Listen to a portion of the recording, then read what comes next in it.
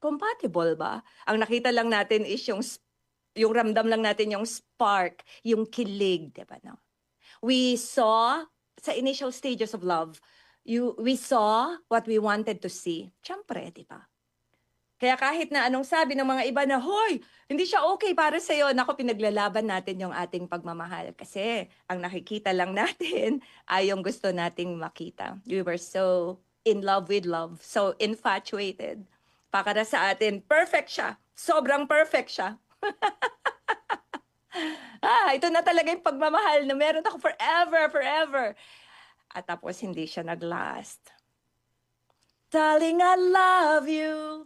You don't know how I love you. Sa una lang talaga siya, diba?